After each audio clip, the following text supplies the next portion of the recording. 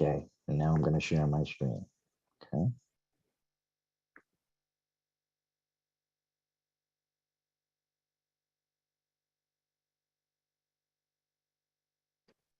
Start this from the beginning.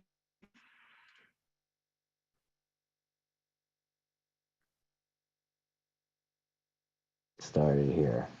Okay.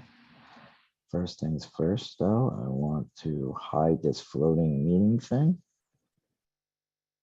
And we're going to get started. So welcome, everybody. I hope you could see this. I'm sure you can. So we are going to talk about self-centered fear. Okay. So what is self-centered fear? So really self-centered fear is the fear that we will not get what we need or want or lose what we have. So the fear we're going to not get what we need or want, or fear that we're going to lose what we have. So if you think about that, the polarities of that are afraid we're not going to get what we want or need, which is worry. We're living in worry, and fear that we're going to lose what we have. That's also worry, but sometimes that could be, regret as well. And that somehow our self needs protecting. Okay. And where does it come from? Okay. Where does this self-centered fear originate from? Well, as you can see on the left-hand side here, it comes from our perception, our beliefs, our behaviors, and our culture. And I have basically created my own definition of where these negative behavioral patterns come from. One being, like I said, self-centered fear. And there's two other negative behavioral patterns that I'll probably talk about in other. We can only see slide 26 right now. Oh, that's not good. I'm glad somebody told me that. So let me back out, stop sharing. For some reason, something happened. So what do you guys don't see anything now, right? You just see we're back in the normal room, right? Can somebody put in the chat? Right. Okay. So let me share again. Okay. And then if somebody could put in the chat that they could see, because I'll start over again. Okay. Because I'll do that. Let's see. All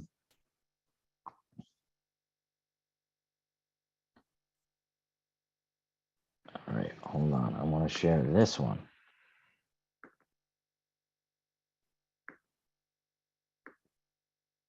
Okay.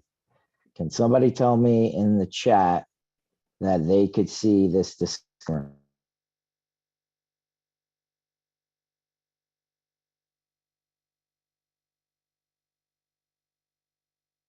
Recording in progress.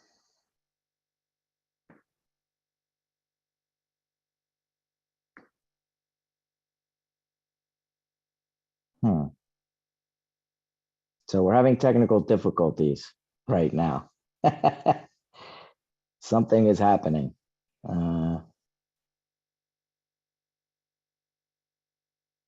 Someone is trolling. Someone messing with the meeting. Is that what somebody's saying?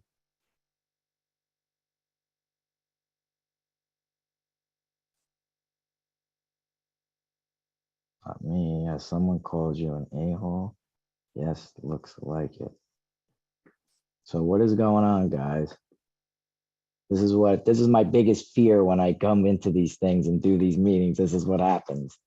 Somebody is disrupting the meeting. So is that what it looks like right now?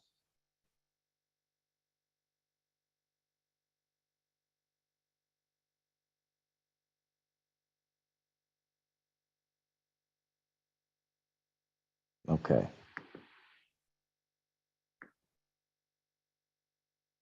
All right, everybody. So let's see. Let's try and start this again. Okay. And see if we could get this going. All right. So I'm going to try and share my screen.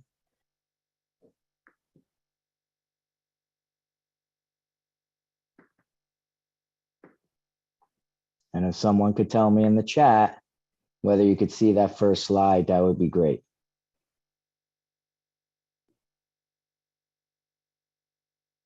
Okay, so you can see the disclaimer. Everybody can see it. Okay, so we're good to go. So I'm going to start from the beginning. Oh, what's going on?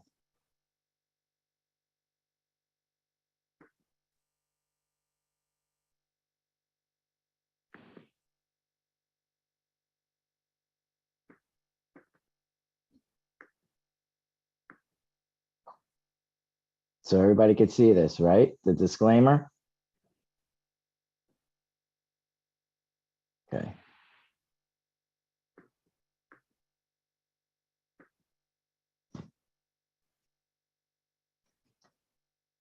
So can everybody see the disclaimer right where I'm at?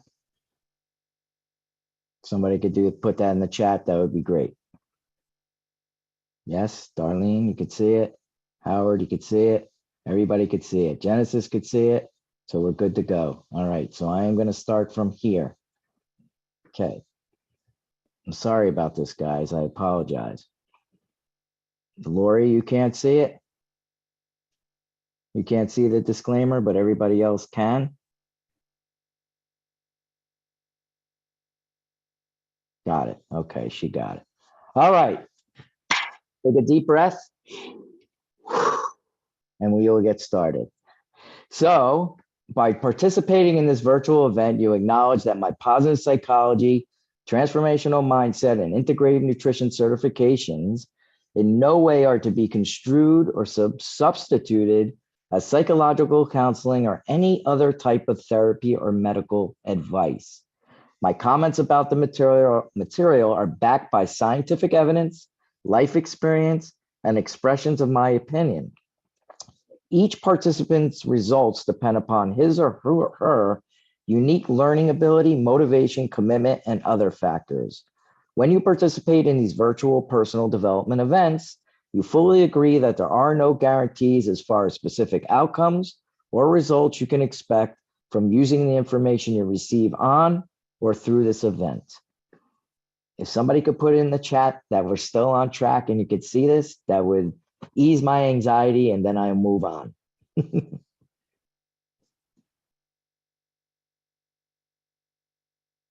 Cool. Thank you so much. So we are going to move on. Thank you, guys. I appreciate it. Okay. All right. So again, we are going to start. What is self-centered fear? Self-centered fear is the fear that we are going to lose what we have, or we're not going to get what we want or need, that somehow our self needs protecting. So some people could be stuck in one polarity, that they're afraid they're going to lose what they have, or somebody could be stuck and they're afraid that they're not going to get what they want or need. And some people could be stuck in both. And that's a pretty shitty place to be when you're in both of those places or one or the other, because you're really living in fear and worry, right? Worry is the key thing here, and what resides under the worry? Being anxious, okay? Having anxious feelings, and as a result of that, you feel that in your body, which produces cortisol, and you're just living in just your sympathetic nervous system state, which we'll go into your fight, flight, and freeze. And you're basically not living in harmony. Instead, you're just going about the day very anxious and not enjoying life, so to speak. So, what would be the antidote, that would be for self-centered fear? Well, the antidote that I've come up with is learning to live in the moment. So I'm giving you the antidote right away, but in this presentation, we're going to talk about self-centered fear, okay? So where does it come from? So it comes from our perception, our beliefs, our behaviors, and our culture, okay? And basically, I came up with this definition. It is a learned behavior from our upbringing, coupled with influential environmental factors that is perpetuated by insidious, destructive, unintelligent beliefs stored in our subconscious that influence our thoughts, feelings, actions, results every day. Okay. So to give you an example of how something could affect our thoughts, feelings, actions, and results, this learned behavior, Think of like if you were a child, maybe you might even identify with this, that you basically got bit by a dog. Okay. So if you got bit by a dog at a young age, right, you develop a belief that all dogs are bad, right? Unless you somehow become desensitized at a young age that all dogs aren't bad. So what happens is as you age or as you get older, from usually from the ages of like 1 to 7, 0 to 7, you're like a sponge. So you just kind of are absorbing everything. It's almost like you're in a hypnotic state. So you're like learning all these things from your parents through the environment. And so you're developing these particular beliefs. Okay. And what happens is basically that if you're walking down the street, say you're like 7 years old at the time, and you basically see a dog, or you're going to a friend's house that has a dog, and you see that dog, right? The first thought that's going to come to your mind is, whoa, they have a dog, right? And all dogs are bad based on the belief that you created because you got bit by a dog. And what that thought is going to produce is a feeling, right? Because your thoughts produce feelings. And basically, the feeling that you're going to produce is fear. And then the fear is going to produce an action. And what would that action be? The action would be, I am not going over that person's house. I'm staying away from that dog. And what is the result? You could never go over that person's house because you have this fear and this belief that all dogs are bad. And it's just a perpetual, and every day you have this particular belief that is always going to be there, that you carry from childhood into adulthood. So you could just imagine, right? Some of the things, the environment that you grew up in as a child, whether, through an attachment theory. Attachment theory is one thing that we learn, whether you grow up in a secure attachment, an anxious attachment, avoidant attachment, or an anxious avoidant attachment, right? And also what's factored in is the communication style that you grew up in, whether your mom or dad was aggressive the way they spoke to you, whether they were passive aggressive, whether they were assertive, which is really what you want to have, or passive aggressive, assertive, and what was the other one? Forgot the other one at a moment for this moment, but that's basically the gist of it. Okay. Let me move on to the next slide. So what is the driving force for self-centered fear? And it's worry. Okay. I've talked about that before. So how does worry affect the central nervous system? Okay. Well, it affects your brain, the spinal cord, and the nerves all make up your central nervous system, your autonomic nervous system, which consists of your sympathetic and parasympathetic nervous system. And long-term anxiety and panic attacks can cause your brain to release stress hormones on a regular basis, which is just going to wipe you out. I know a long time ago in my 20s, when I addressed some of my trauma, I was having regular daily panic attacks, and it felt like I was going to die. It felt like I was having a heart attack. And at one point I went to the emergency room because I thought I was dying because of all the cortisol and the adrenaline that was running through my body. It just felt like I was going to pass out. Like there was something, like I was having a stroke. I don't know if anybody on this meetup has ever experienced that, but it's the worst feeling in the world. And some of the symptoms are headache, dizziness, and depression. If it constantly keeps happening, then you basically are, having, a bad thing happen to your body, and you need to have some medical intervention. For me, what I needed to do was see a psychiatrist to deal with some of the trauma that put me on a medication for a little bit to help ease those things, so I could actually deal with the trauma that I was going through and release that energy from my body. So that, because all this stuff is this fear, the self-centered fear that we're afraid we're going to lose what we have, we're not going to get what we want. A lot of these symptoms come from us holding this stuff in and not communicating because we're worried about what people think of us. We don't feel safe. where we just don't have an outlet to do it. Okay. So, there's irrational worry. Okay. There's worry and fear that affect the adrenal glands. As a result, you're going to release the stress hormone cortisol. Your brain is going to go into fight or flight. And then you're going to have symptoms like of worry. All right. And there's different types of worry here. There's worries are often irrational. Like our brains basically are very good at making up stories. And what I try and teach people, okay, if you're not dealing with trauma, okay, if you're dealing with trauma and you have unresolved trauma, you have to deal with the trauma. You have to get help and you have to be able to address that trauma or you're going to be stuck. Okay. And trauma could happen at any time in your life. It could happen to you as a child. It could happen to you later on in life. It could happen from a car accident. You could be a soldier and you could have PTSD. Whatever your trauma is, if you feel like that's something that is holding you back from living a flourishing life, or maybe even, what I try and teach people is how to become their own CBT therapist, because what we're talking about here is irrational worries that we make up, such as, I'm going to lose my job, right? I hear a rumor, I'm going to lose my job. And it's a rumor. It doesn't mean that it's actually going to happen, but we just automatically react to that rumor and say, I'm going to lose my job. And that would be considered something like a first degree worry that I'm talking about here. And sometimes we go into second degree worry, which is characterized by worrying about worrying.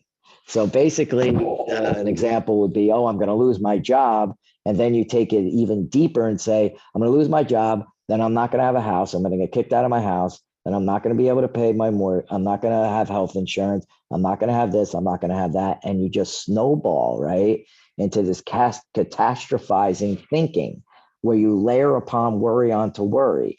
And this is an example. I didn't get a good review at my job. Oh my God, I'm going to get fired. Then I'll lose my home. What am I going to do? It's kind of an example of what I just said, right? And there's tools to deal with worry. Okay. We need to remind ourselves that we handled situations that have happened in our past. A lot of time we have like built-in forgetters. Like we don't want to live in our past, right? But we want to remember our history. So I'm sure we've all gone through situations in our life that were very stressful because life is hard. Let's admit it.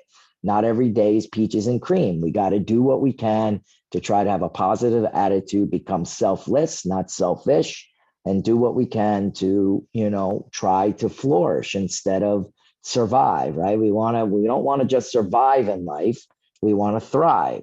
So what does that consist of? That means that we need to fill our tool chest up with certain tools that we could pull out of our tool chest to help us bounce back from adversity quickly.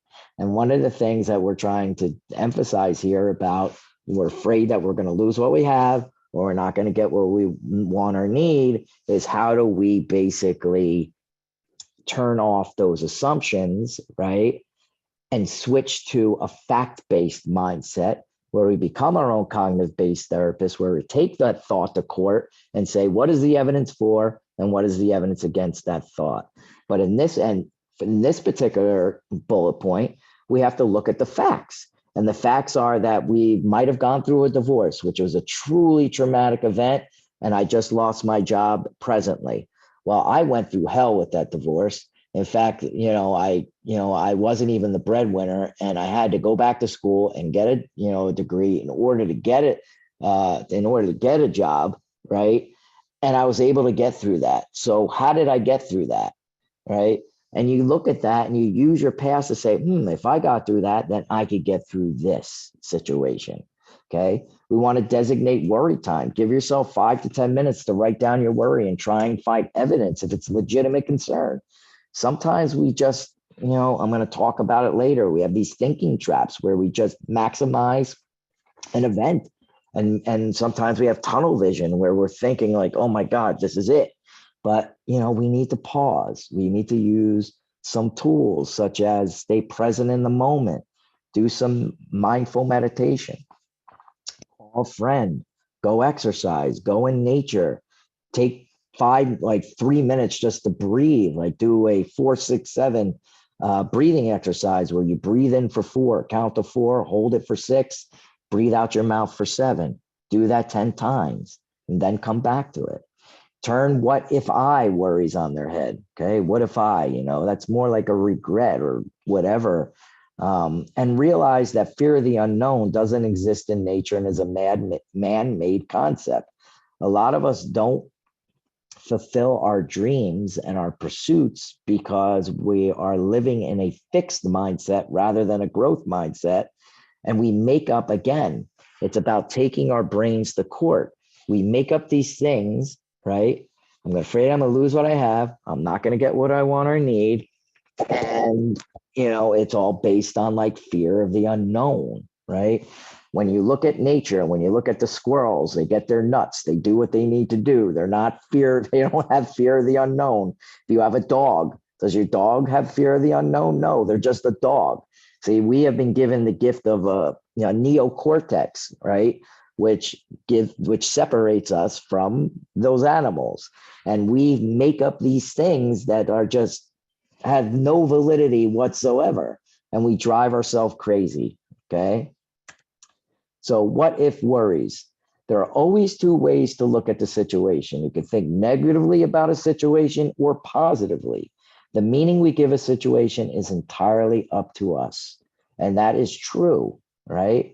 However, again, if you're living in some type of trauma, unresolved trauma, then basically you are going to be stuck in a situation where it's going to be very difficult for you to use these tools. Okay. I'm going to keep mentioning that throughout this presentation because I truly believe that you need to deal with whatever is causing you to feel stuck. Okay. So there's 5 points to ponder how to handle what if thinking. The bad thing may turn out to be a good thing. Sometimes what we fear turns out to be a blessing in disguise, right? If you ever had that situation, how important, you have to ask yourself, how important is it? Is it really going to impact my life? Again, if you journal, you talk to somebody about it, and sometimes you have to treat yourself as if you're giving a friend advice. This is what I do. I make believe that a friend basically is going through the situation and is asking me what you would do. And I would basically tell him, this is what I think you should do. And then I need to take my own advice, right? Because we're so good at helping other people. But when it comes to us, we kind of have a hard time taking our own advice, especially when we're looking in the mirror and, we're thinking with our head, which consists of our ego, instead of really thinking with our heart. We need to think with our heart. Okay. Number 3, there's nothing you can't handle because you have your past as an example for all the life lessons you made it through. I won't elaborate because we talked extensively about that. Number 4, what actions are you taking to minimize the worry? Are there preventative measures that you could be implementing? Again, building your tool chest up. I gave you some examples before on the last slide, what you can do. Don't dismiss what you're thinking as unimportant because then you stuff the emotions and that could come back to bite you in the butt.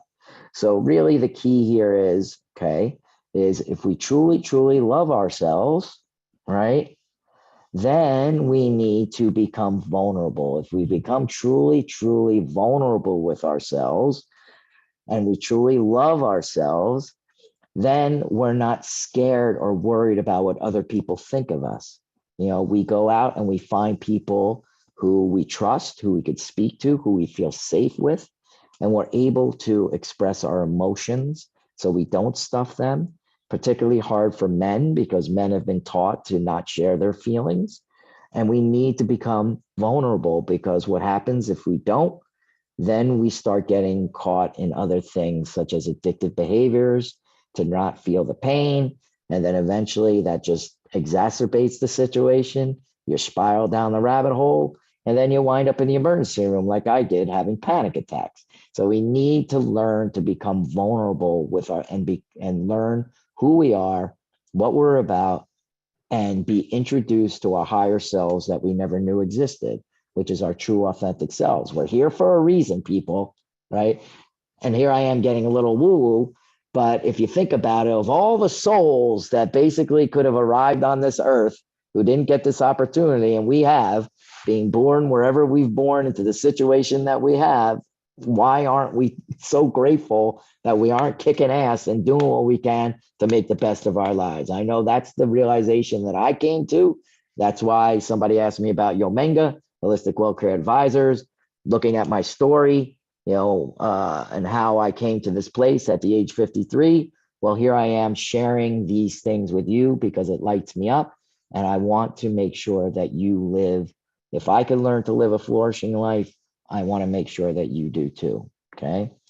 I'm going into the chat every now and then, because and I see what people are writing, but I'm just powering through this because I want to hold all questions till the end. Okay. So let's see. Here we go. Moving on. So how do we overcome the irrational fears? Okay. So here's an example of an irrational fear. This person had as a kid, the ceiling fan is going to fall on me and kill me. And the irrational fear I have as a mature person, help, the ceiling fan is still there. It's exactly the example that I gave to you with the dog. Okay. How do we overcome these irrational fears? Well, we need to understand your brain physiology. It's really important to really understand your brain physiology, because it makes it a lot easier when you understand what parts of your brain do certain things.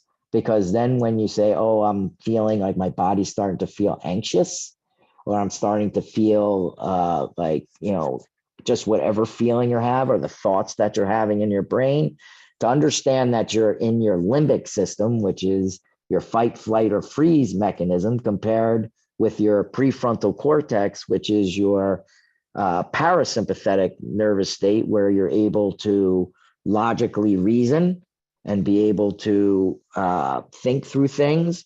They're obviously connected, but when it comes to, you may know yourself, or you may know somebody, when they get charged up, they automatically react. They don't know how to practice the pause, which is something we all want to strive to. That means they're living in your limbic system. Okay. Your fight, flight, and freeze mechanism, which is your sympathetic nervous system. It's the threat response. Your cortisol is elevated, your adrenaline is elevated, you're having stress and anxiety. Okay. And where do these things come from? They come from our five senses, our vision, how we hear, touch, smell, or taste. The one thing that the brain does not know the difference, right? It only is concerned one thing. Is it a threat, right? And this is attached to our mind. Like then, our mind comes into play with our thoughts, our stories, our memories, our predictions, our images, our judgments. Like our brain is made up of neural pathways. Okay. There's a term called neuroplasticity, where we build neural pathways, which are our thoughts, our stored thoughts. So if we have like a very strong neural pathway that is, baked in, I'm scared of a dog, you're always going to have that neural pathway. And what we need to do is we could build new neural pathways at any age, anytime, through neuroplasticity. And the thing that we need to do in the dog situation is basically, desensitize that person to like dogs. And slowly but surely, that strong neural pathway of fear of dogs will slowly shed. It won't go away. It'll always be there, but you're building that new neural pathway that dogs are good. So listen, you may always get to a point where you could pet dogs and things are great, but listen, you may see a pit bull right in the street that looks mean and that may kick in, and it's okay. You have that, but at least you've desensitized yourself to play with one of those small little dogs that you could probably step on and it won't hurt you, right? But that's the key here. So we have our autonomic nervous system consists of two different systems, which is the parasympathetic nervous system and the sympathetic nervous system. And you could see how the brain here doesn't know the difference. Is this a threat? Is there anger, fear, embarrassment, shame, disgust, and hopelessness? Yes, your sympathetic nervous system kicks on. No, your parasympathetic nervous system kicks on. We're at ease, rest and digest. you have inner peace and calm. Okay. You probably, I don't know if you've heard of these terms, but you have what's called two vagus nerves that run down both sides of your neck that are connected to all of your organs. Okay. And some people, there's actually people who actually can do uh, massage on the vagus nerves to help stimulate them because they're really highly sensitive people and they need something to help them get back into parasympathetic nervous system state. Some people are just walking around all day in sympathetic nervous system state. You might be one of those people. And by the end of the day, you're like exhausted. You're like, you feel like somebody kicked the crap out of you. It's because of all the cortisol, the adrenaline that's constantly going through your body. And what's going to happen is you're going to wind up getting sick. Okay. You need to really understand how to be able to address that situation. Okay. And again, this pertains to, we're talking about, self-centered fear. When you're stuck in the polarity, I'm afraid that I'm going to lose what I have, or I'm not going to get or what I want or need. You're walking around in sympathetic nervous system state in a constant state of worry. And we need to learn how to slow the mind down, live in the moment, and not worry about things, and become our own cognitive based therapist to be able to take our brain to court and really think about the right way, or come up with a new belief, right? That is not something that is tied to an old belief that we had, such as I'm not good enough. What's wrong with me? I did something wrong. Okay. There's a lot more to that, but in the essence of time, I'm just kind of giving you a high overview here. Okay. So understand your limbic system, flight, fright, or freeze. Your prefrontal cortex is your rational thinking system. Okay. Here. So one of the things that I teach people is fixed versus growth mindset. Most people don't know what that is because why would you? A lot of these terms were not taught to us when we were growing up. Okay. Some people, I never heard of fixed versus growth mindset when I was growing up. They don't give us the playbook on these things, right?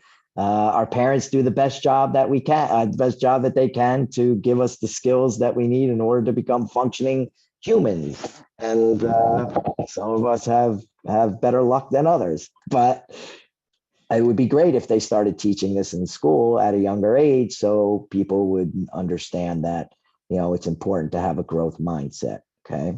So what is mindset? A mindset is a belief or way of thinking that determines one's behaviors, outlooks, or attitudes. And they can become self-fulfilling prophecy. However, mindset can be changed. So there's two types of mindset. You could have a fixed mindset. And if you visualize a rock just doesn't change. Okay. You just are in the state where you're judging others or yourself. You feel this is as smart as I could possibly get. This is who I am. I'm wired this way and I can never change. And people who have a fixed mindset, are scared to try new things for fear of failure, since you believe you are what you are, which you aren't. Okay. You have a growth. You want to strive to have a growth mindset. So visualize a piece of clay that could be molded into different things, different sculptures. You're a learner. You'll always try new things, even if they fail, because they label the task as failed. But here's the key thing, people. You're not labeling yourself as a failure. Okay. And that comes back to loving yourself. When you truly learn to love yourself and you've dealt with some of those beliefs that may have been, because it's a learned behavior, that I'm not good enough, what's wrong with me, I did something wrong, right? And you're not walking around feeling shameful or guilty because maybe your dad, when you were a kid, you worked on a project and he would say to you, you're doing it all wrong. You're always doing it wrong. And you just developed this mindset that I'm not good enough. Well, then you develop that mindset that I have a fixed mindset and this is just who I am. Okay. So we want to be able to learn how to have a growth mindset. And it's okay, right? If you look at the choice map here, you could start down the judger path. All right. There's the learner path and the judger path. And the judger path is more of a fixed mindset. But you always have the alternative to switch the lane and go up the learner path, right? Sometimes it's okay to like experience fear, to try new things. Everybody has fear, but you want to be able to, have that option of trying, right? And again, when it comes to trying new things, we talked about in an earlier slide, most of us have a fear of the unknown, right? And we're afraid to try new things because we think we're going to fail. And that all ties, you can see how this all ties in together, where you develop that fixed mindset. You're afraid that I'm going to lose what I have, or I'm not going to get what I want or need, is preventing you from doing things that you really should be doing or what you want to do. So the goal here is the key word here is to try to teach our children and teach ourselves that to replace the fear of the unknown, which doesn't exist in nature, with curiosity. Curiosity and the understanding that not all things are going to work out, but that's okay. Because in the last slide, sometimes we don't want things to work out, because if they did, maybe you got to be careful what you pray for, right? So, if you really want to kind of pay attention and live in the moment and look at things realistically, right? And what it comes down to again is when, and I keep repeating it, when you truly love yourself, you're not going to label yourself as a failure, because you basically have a high self-esteem, self-efficacy, and you're able to move on and try different things. Okay. So that's growth versus fixed mindset. So how do we measure it? Okay. So measuring mindset. So we want to listen for fixed statements. Okay. Like, I can't do it. I'm not good enough. Things like that. We want to change that, because basically this is a habit. If you've heard of habits, right? Some of us have good habits. We all have good habits and we all have bad habits, but the key is to have more good habits than bad habits. And what's a habit consist of? Habit consists of a cue, a routine, and a reward.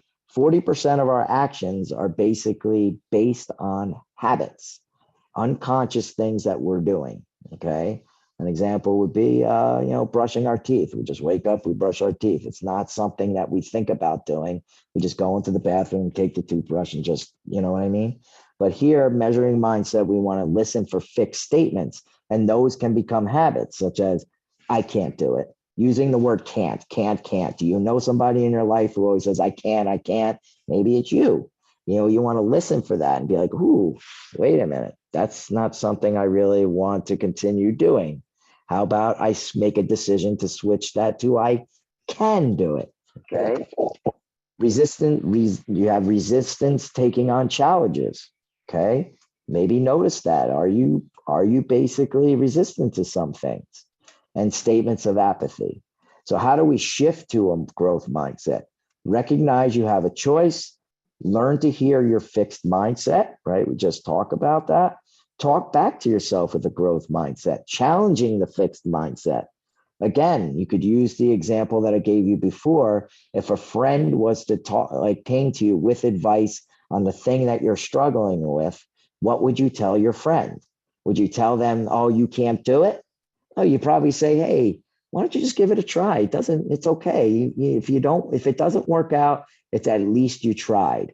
So take your own advice, challenge that fixed mindset statement. Take the growth mindset action. Just do it. Avoid labeling others and give detailed process praise. Okay, that's a big deal here. I go into this more into my course, the Get Real Deal and Heal course, about the difference between process praise and people praise. I'll just briefly go over it really quickly. Difference between process praise and people praise. People praise is if you were always, like, say, for instance, somebody is a good student and your parents always said to you, wow, you're so smart. You're great. You get good grades all the time. I'm so proud of you. keep it up. You know, that's good. It's good to give somebody a little bit of that. Okay. Not saying that people praise isn't all bad, but what could happen is if you subconsciously, you don't realize that when that person starts to get older and the work gets harder, they put more pressure on themselves because they think that they don't want to disappoint their parents. And basically, if they get a bad grade, then they're like, oh God, they don't think I'm smart anymore. Right.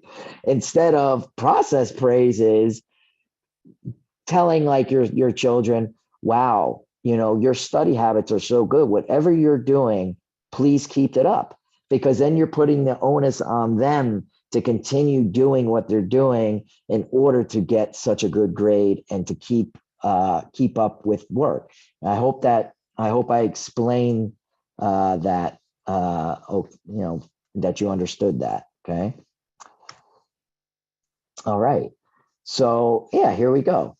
I didn't even realize I had this slide in here. Process praise growth mindset, maintain self-esteem because you repeat actions that provide success. Ask questions that admire and appreciate efforts and choices. Person praise, fixed mindset, right? Build self-esteem, confidence in the moment, but demotivates a person over time because they develop a fixed belief about themselves, which I just gave you that example. So how to praise, describe positive behavior via process details, be sincere, reduce amount of praise, be curious by asking questions around process. How did you get so good? Provide natural consequences, okay? What is mind chatter? Okay, now we're going to start to get into the mindset of self-centered, where self-centered fear, you know, afraid we're going to lose what we have, we're not going to get where we want, and we're going to talk more about how we could correct that. Okay, so basically, what is mind chatter? So mind chatter, according to the Natural Science Foundation, an average person has about 12,000 to 60,000 thoughts per day. Wow.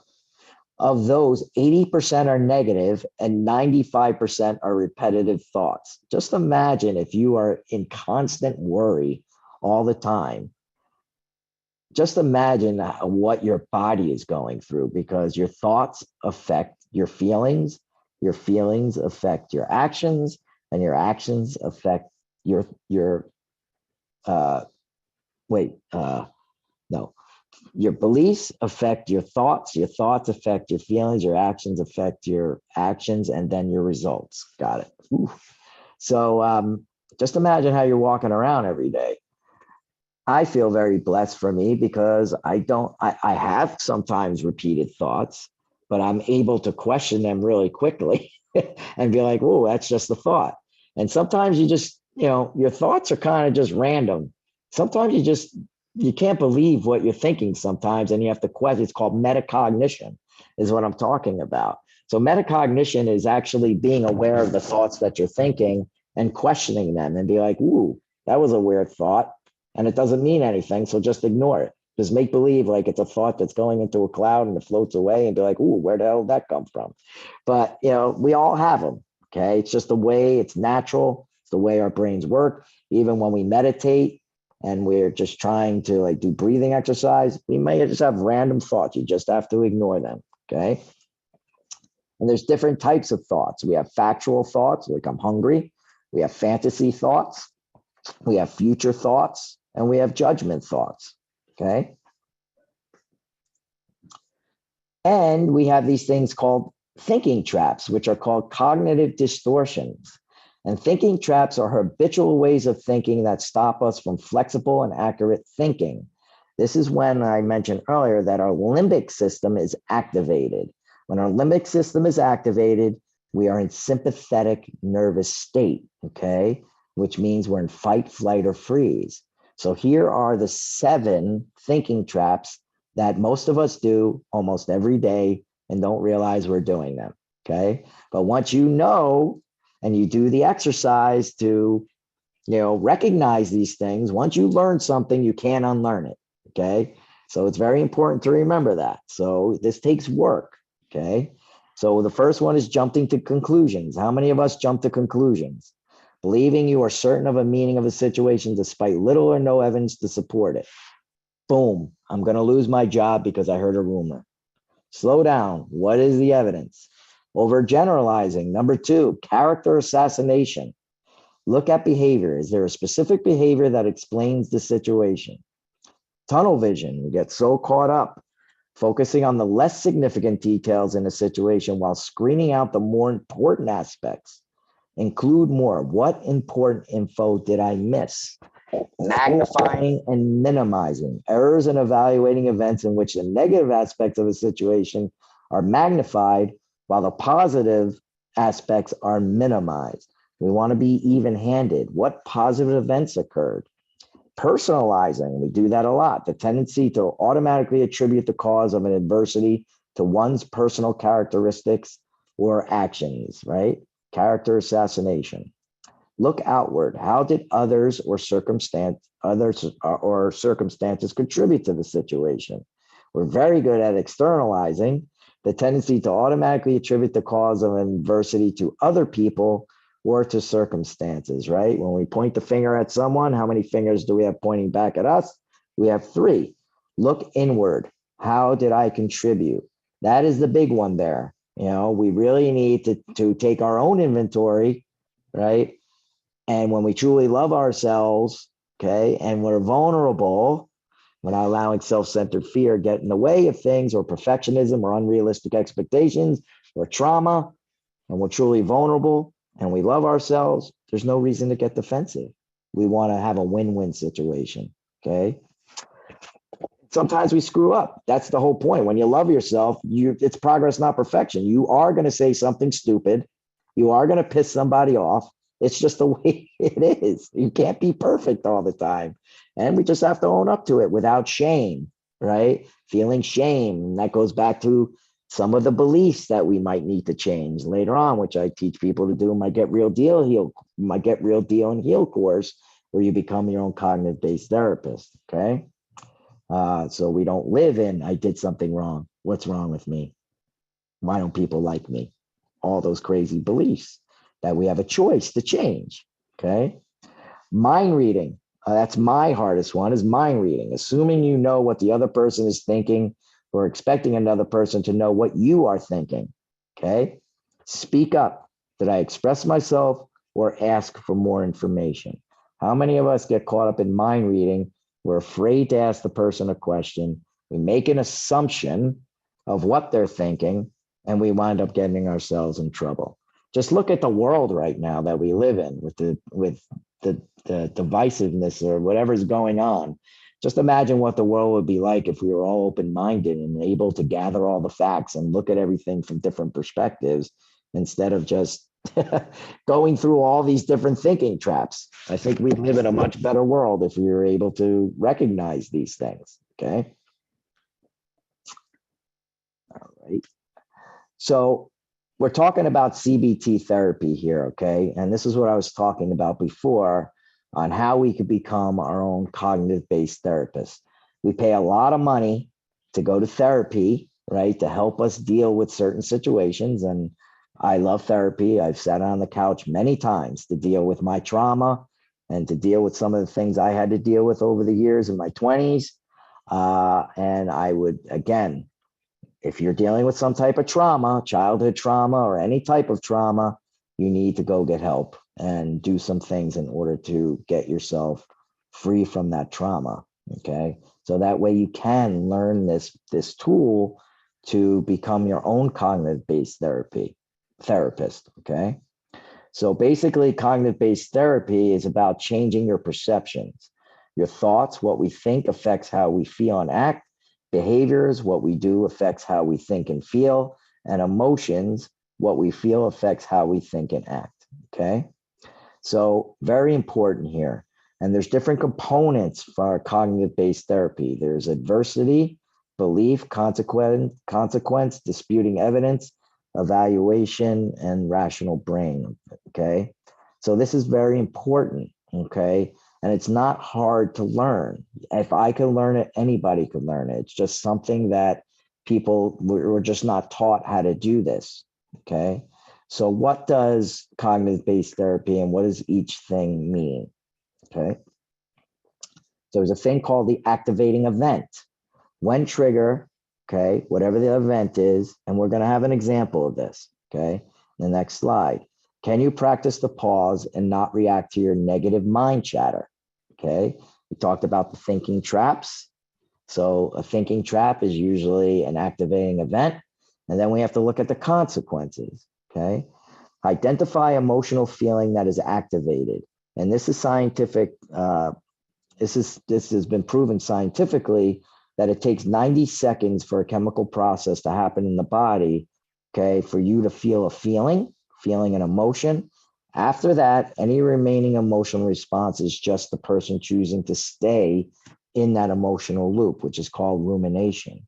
So if we could learn tools to cut that off quickly, right, and practice the pause and get back into not from our limbic system, which is our fight, flight, and freeze, to our prefrontal cortex, which is our rational thinking system, then we're doing okay. Okay.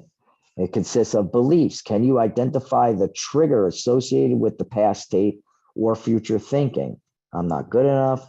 What's wrong with me? I did something wrong. We want to dispute the irrational thoughts by asking rational questions. What is upsetting me? Why is this upsetting me? What are the facts for and against this belief or thought? Am I reacting based on facts or feelings, right? We want to basically, when you're reacting in feelings, you're in your limbic system. When you're dealing with facts, it's your prefrontal cortex. So what I try and teach people is that, listen, they're connected. We want to be like 80% in our rational thinking system when we're having a discussion about what's going on. 20% is going to be the feeling. They're always going to be attached. And if you feel yourself starting to get charged up where the feeling is starting to overweigh the rationalization, where it's 60% feeling and 40% rational thinking system, then it's time to take a timeout because you're not going to get anything resolved. Okay. Very important. I teach people this. Okay. Different subject. And we have evaluate. Are you disputing a judgment or worry thought? Judgments are why something happened, which is past, present, and worries are what next thoughts, the future. Okay. So this is an example of how I have a worksheet on this, how I help people learn to become their own CBT therapist. So let's just use this as an example. So somebody has a limited belief question. They're on the diet, right? They're trying to lose weight. And basically they come up with this response. I'm trying to lose weight. I ate a cookie. I've just blown my diet completely. Okay.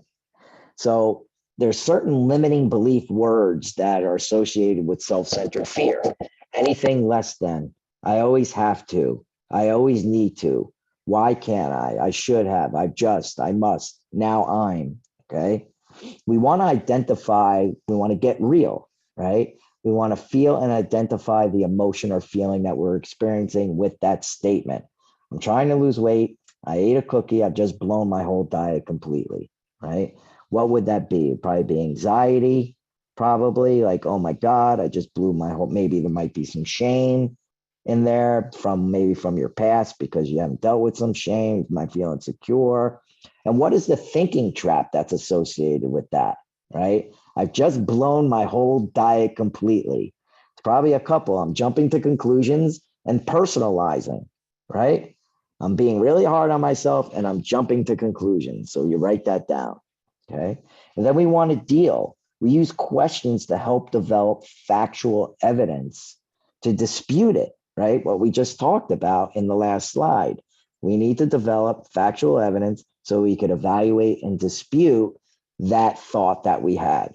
So you could use a question like, have I confused a thought with a fact? What would I tell a friend if they had this thought? How many times has it happened in the past? Am I confusing a possibility with certainty?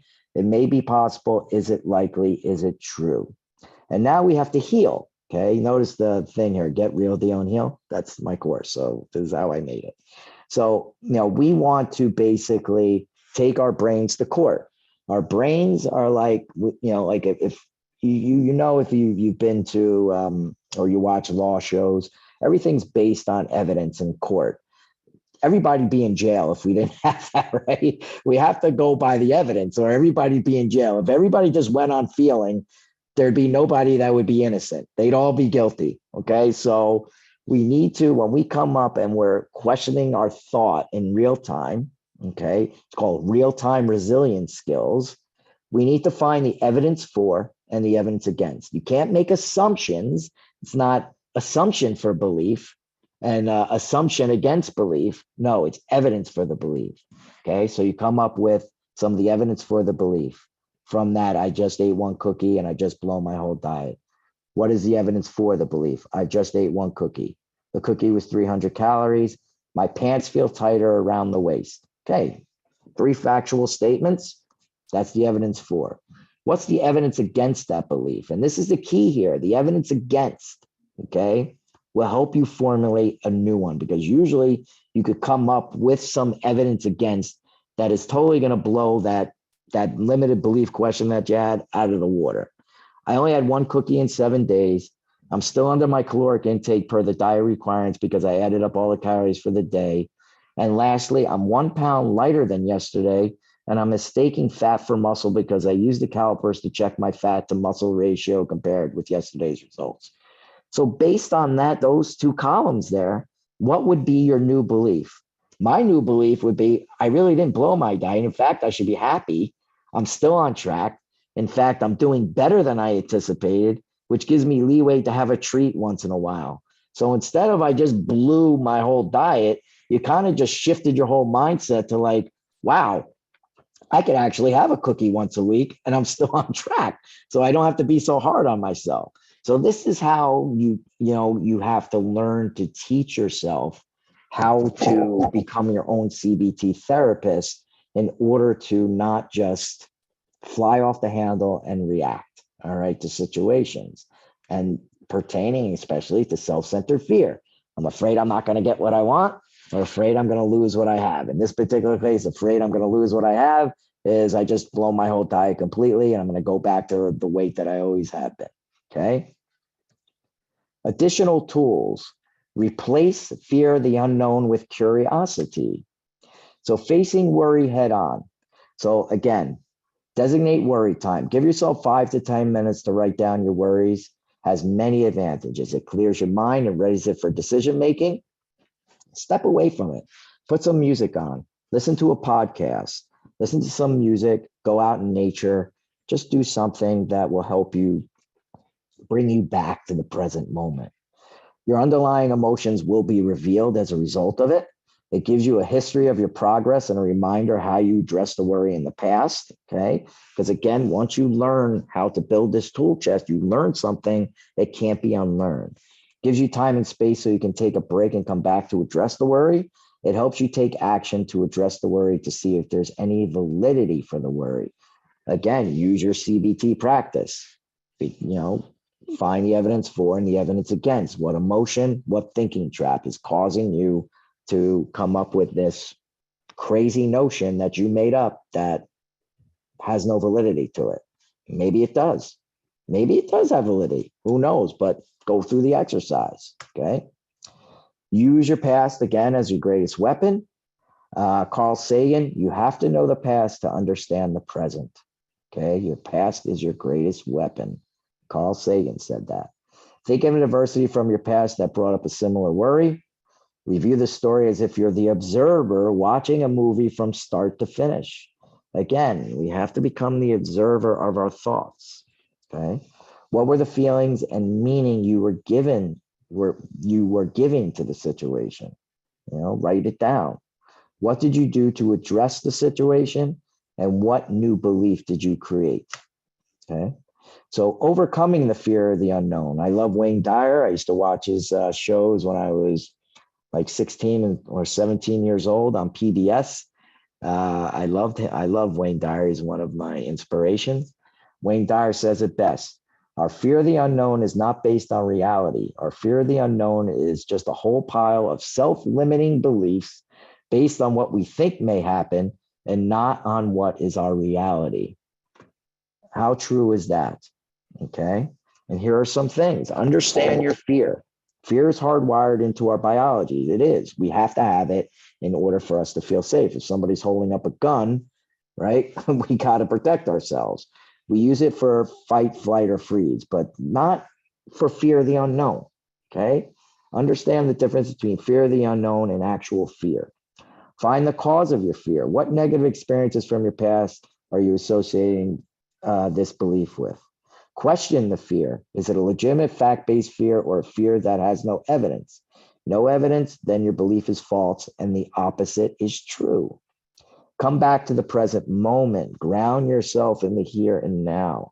Do some breathing exercises. Again, I'd mentioned breathe in through your nose for 4, hold it for 6, breathe out your mouth for 7. Do that 10 times. Just do count. Put your tongue at fire point. It's at the roof of your mouth. Keep it there. And when you're breathing in and when you breathe out your mouth, just keep it there. And basically just count 1, 2, 3, 4. And whatever thoughts come into your mind, just let it go. Okay. I guarantee you, you're going to feel a whole lot better after you're done doing that 10 times. Okay. Make a new decision using facts. Make a new decision about what action plan you will put in place to achieve your goal and detach from the outcome. Embrace that change is constant and learning from the experience is inevitable. That is so key there. That's huge, right? We're really not in control of certain situations. We could do the footwork, like my definition of manifestation. Okay, we probably might have heard about you can manifest what you want and woo-woo stuff, right? Well, my definition of each of us has to come up with our own definition of manifestation. And my definition of manifestation is basically understanding that fear of the unknown is a myth, plus setting a goal, plus executing on the goal, plus having patience, plus trust, and then detachment. Okay. For me, I'm a big believer in I'm a spiritual person. I believe in the universe. Okay. And I believe that if the universe feels I'm ready and I've dealt with whatever I have had to deal with in the past, that situation will come to me. If I haven't dealt with certain things, maybe I'm not ready. And that's when I need to go deep within and meditate and figure out what's going on so that could actually happen. Okay. Sometimes the universe says yes. Sometimes the universe says not yet. And sometimes it surprises you altogether with putting you in a different direction altogether. Okay. Okay. Sorry, I clicked on the chat. Mindfulness. Okay, so here we are about mindfulness. So mindfulness is a mental state achieved by focusing one awareness on the present moment while calmly acknowledging and accepting one's feelings, thoughts, and bodily sensations. Okay. And the benefits of mindfulness is it reduces anxiety and worry, increases cognitive functioning, teaches you how to use your breath to calm your sympathetic nervous system, get you back into parasympathetic nervous system state, helps you learn compassion for yourself and others, deepens your spiritual life, helps you sleep better, controls your temper, help you to control your control your temper, and able to practice the pause better, right? We always want to learn how can we, just not react and maybe take a breath and practice the pause before we say or do something, right? How many of us have that built-in practice the pause button? Okay. Helps you be a better listener because your mind isn't turbulent with thoughts and slower. And who doesn't want this? Creates a better sex life because you're present and not focused on the performance. Okay. When you're focused on your partner and you're doing things together, fireworks could happen. I had to throw that in there. I want to make sure you're still awake. Okay. Let's move on. So how do we keep fear at bay? And here are some tips that I do to keep fear at bay. You want to increase your level of consciousness. So allow yourself to experience your feelings rather than block them out. Meditation and prayer is a helpful way to do this. You experience your thoughts and feelings, learn from them, and let them go. Let go of framing your idea of what should be and genuinely accept what is. Some of us have a hard time doing that, accepting what is, and we get stuck on why me, why me, why me. Sometimes it just is what it is, and that's hard to accept. but we have to come to some type of acceptance at some point, or we're just going to keep spinning our wheels. Identify the meaningless things to which you've assigned meaning. Happiness and security can never be experienced when dependent upon the external. They can only be achieved internally. That's the difference between what I teach people, the difference between intrinsic motivation versus extrinsic motivation. Okay. Begin trusting your inner voice. We have this inner voice, comes from our heart. I try to teach people to not so much think important decisions from here, because this is where your ego, your brain gets caught up in a lot of things. Try to practice the pause, breathe a little bit, and think from your heart. Most people don't know that your heart is a separate entity, it has its own polarity. It has what's called sensory neurites. If you heard of crazy stories of people who have gotten heart transplants, right, from other people, and they started taking on the characteristics of that other person that they received the heart from, well, that's because science has found that hearts have sensory neurites. They store memories. You actually have a brain in your heart. So we need to start thinking with our heart. So you could Google that, sensory neurites. We have it throughout our whole digestive system and our heart. Explore the world, experience new cultures, and have your paradigm shaken and reframed. Fall in love with learning, growth mindset, question your own intentions and motivations. Be humble about your own humanity. Act with love and become aware when you are not. Get intensive physical stimulation, yoga, tai chi, qigong, whatever you can to work out. Exercise is the best thing that you can do. It's the only thing. When I started when I was 13 or 12 lifting weights, it's the one consistent thing I've been doing my whole life. And thank God I did it, because I probably would have died if I didn't. Okay. Take risks and responsibility for your life. Set high standards for yourself. Earn good friends and commit yourself to your partner. And lastly, I keep repeating it over and over, embrace that fear of the unknown doesn't exist in nature. You want to basically live in curiosity. Okay. Very important. Live in curiosity. Phobias. Okay. You have to bring up phobias because it is a tried and true scientific medical condition. And phobias are a type of anxiety disorder that provoke excessive and persistent fear. You might be wondering how to tell if the fear is rational or if the fear has morphed into a true phobia. Typically, phobias include fear that persists for more than 6 months and can even cause physical symptoms like sweating and chest pains. Again, have to bring this up. If you think that you're experiencing a phobia and you've been worrying about something for more than 6 months and you're having symptoms like sweating, chest pains, anxiety attacks, or whatever it is, seek professional help. Okay. Now, what is the difference here between traditional psychology and positive psychology? Now I'm just going into a little bit about what I do. Okay. So what is positive psychology? Because most people haven't even heard of it. It's basically cognitive behavioral and humanistic therapies combined into one that basically help you to stay north of neutral. What I mean by staying north of neutral is basically if I was to coach you, the first thing I would do is an evaluation, and I'd provide you with what's called a wheel of life. Okay. Looks like a pizza pie, and it has like slices in it, and each slice represents a piece of your life. And I would ask you to rate yourself in each piece, each slice, from 0 to 10. Okay. Maybe in your relationships, you're a 4, but in your career, you're a 9. Maybe in your health, you're a 3. Okay. So if you're below a 5 or a 7 or whatever, like I say 7, okay, we want to help you stay north of neutral. So the term means north of neutral. I like it to be above a 7. Okay. And traditional psychology is great. We need to have traditional psychology, such as psychiatrists, psychologists, all the people who work in the field to help people deal with some of the psychological things that are going on, such as like people have bipolar, or they have other disorders, some type of trauma that they need to deal with, whatever it is. But vitally, it does not serve 85% of the population without a diagnosed disorder. So most people will go to therapy. They might have been raised, they might have dealt with their trauma and they're just looking for guidance. That's where like coaches come in.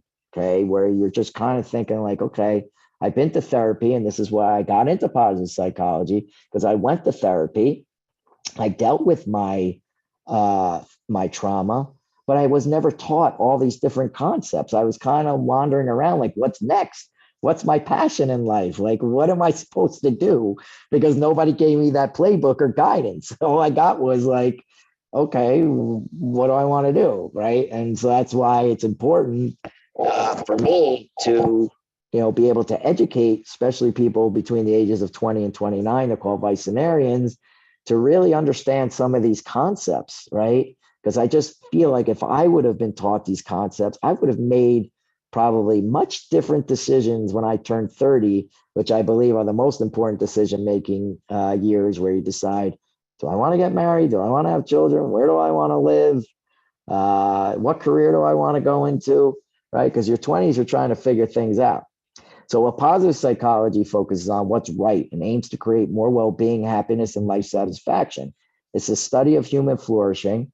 One of the lead people is Dr. Martin Seligman. He wrote a book on this. I got certified in New York through, it's called the Flourishing Center. And these are all the different things that, all the different, I should say, areas that we learn: positivity, engagement, relationships, meaning, achievement, and vitality. So a lot of these concepts that I'm teaching you are fall into these one of these different segments. Okay. So this is my course, Get Real, Deal, and Heal. And I tell people, why not invest in yourself? Okay. If you're ready to make a change and you feel like there's certain things that you want to learn, these are the things that I came up with to help you live a flourishing life. Okay. 74 lessons in total. We just went over some of the concepts that are in the self-centered fear module, which is understanding that fear is about control. The second module is unrealistic expectations. The third module is perfectionism. Okay. Those three are the three negative behavioral patterns that I think cause people a lot of problems, which behind all those are the unintelligent thinking beliefs, such as I'm not good enough, what's wrong with me, I did something wrong, where we need to uncover those and switch those to make a decision that could change a belief at any time in your life. And the next 4, 5, and 6 are the antidotes to those three negative behavioral patterns. So I told you that self-centered fear antidote is learning to live in the moment, right? Because if we're worried about that, we're not going to get what we want or need, or we're worried we're going to lose what we have, we're not living in the moment. We're definitely not living in the moment, because we're just being pulled apart by these two different polarities, and we're not using the tools to keep us grounded. Okay. For unrealistic expectations, the antidote is gratitude. It's very hard to, have unrealistic expectations when you're grateful for things. And lastly, perfectionism, which I think is the hardest one to deal with, because we can be very hard on ourselves, is really learning to love ourselves, resting comfortably within the depths of our being. And then I created a 7th module, which is the transformational toolkit. And then there's long game coaching, which, discuss questions and things of that nature. And, all this, I listed out the prices here, but basically I sell it for $55.55. Why $55.55?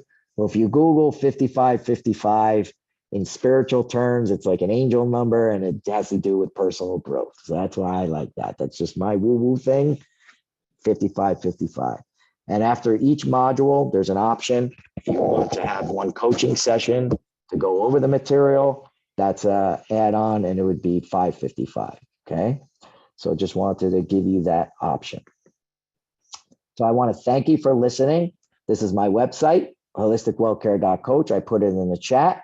And I love this quote. I memorize it all the time, and I say it almost every day to remind myself, if you've always do what you've always done, you'll always get what you've always gotten. So if you feel like you're, not living your best life, again, you're just surviving and not thriving, well, I think it's time for you to make some changes. And I know that could be scary, but you can do it. If I can do it, anybody can do it. And I'm here to support you, okay, as well. So let me stop sharing. It's 8:28. Very good. And there's lots of things in the chat. So let me make sure that I'm actually going to read what's going on in the chat here. My mind is so wandering. Okay, there's a lot of things in here that I probably, if I, it's a good point. Woo woo, I need it. Oh, Genesis is great, great, great. Awesome, awesome. So what I'm going to do now is I am going to open it up for questions, comments, and I'm going to ask each person to unmute. So that way we could talk about things. If you have a question or you want to comment about what I was teaching you, that would be great. I always love to hear feedback to understand if there's something that I need to explain or something that I need to maybe explain better.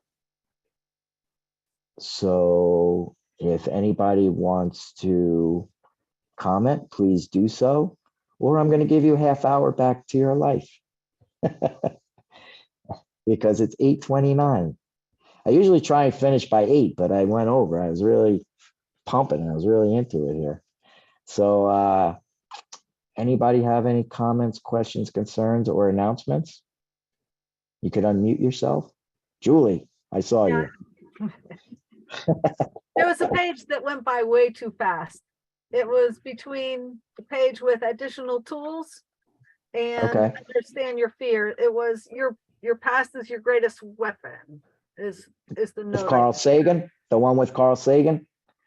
Yeah, your past is your greatest weapon. Basically, what I meant by that is, you know, we've all gone through experiences in our life, in our past, that were very difficult to go through. And sometimes we really forget that how resilient we are. So when a certain situation comes up in our present moment, we just get so caught up in the present problem and we forget that, okay, I may have like went through a divorce when I was, X years ago, and that was like almost killed me. But yet I'm in a situation right now where I'm arguing with my daughter. And, I got through that situation through the divorce. So what did I do then that could basically help me with this situation? Because we tend to catastrophize and worry and spiral down the rabbit hole, and we become so self-absorbed, we forget that we are so resilient.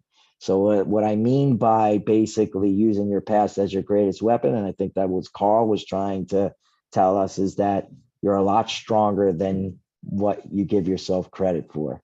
So don't forget about your history and what you've actually gone through, because you could, whatever you're going through now, you'll get through it because you did it before. I hope that answers your question, Julie. Yeah. Anyone else? Can unmute yourself? I hope you can unmute yourself. If you can't unmute yourself, just type away in the chat and I will basically help to unmute you.